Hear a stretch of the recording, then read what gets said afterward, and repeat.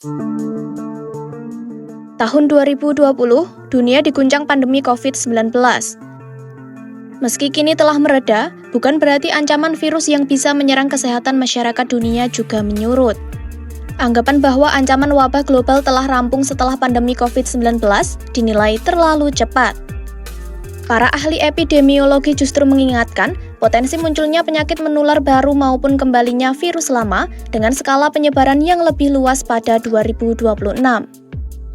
Melansir The Conversation, asisten profesor penyakit menular Universitas Virginia, Patrick Jackson, menyoroti 3 patogen yang patut diawasi serius. Di antaranya adalah influenza A, Mpox, dan virus Oropach. Menurut Jackson, planet yang semakin memanas dan padat penduduk membuat manusia lebih sering terpapar beragam virus.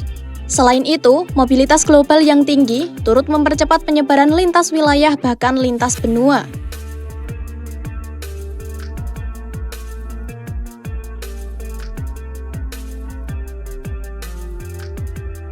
Berikut 3 virus yang perlu diwaspadai di 2026.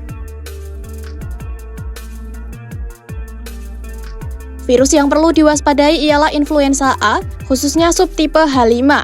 Virus ini pertama kali ditemukan pada 2024 dan merupakan virus flu dari hewan yang menular ke manusia. Dalam kasus pertamanya, virus ini menginfeksi sapi perah di Amerika Serikat dan dengan cepat menyebar ke berbagai negara. Hingga awal 2026, data Pusat Pengendalian dan Pencegahan Penyakit AS atau CDC melaporkan, terdapat 71 kasus pada manusia dan 2 diantaranya meninggal dunia. Kasus ini pertama terjadi di Louisiana akibat H5N1 pada Januari 2025, sementara kasus kedua terjadi di Washington dan merupakan infeksi pertama strain H5N5 pada manusia. Sebagian besar, kasus ini terjadi pada pekerja peternak sapi perah dan unggas. Hingga kini, belum ada bukti penularan antar manusia di Amerika Serikat. Meski demikian, para ahli mengingatkan bahwa kemampuan virus menginfeksi banyak spesies merupakan sinyal bahaya.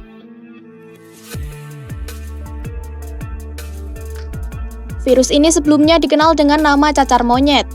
Penyakit ini juga telah lama menjadi endemik di sejumlah wilayah Afrika. Menurut Jackson, seseorang yang terinfeksi dapat merasakan demam dan ruam nyeri yang dapat berlangsung mingguan.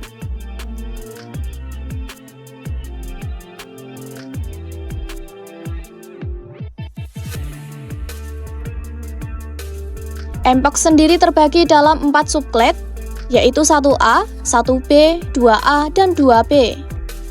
Menurut laporan, pada 2022, wabah Mpox clade 2B telah menyebar ke lebih dari 100 negara melalui penularan antar manusia, terutama kontak seksual. Meski status darurat global telah dicabut dan kasus menurun, penularannya belum sepenuhnya berhenti.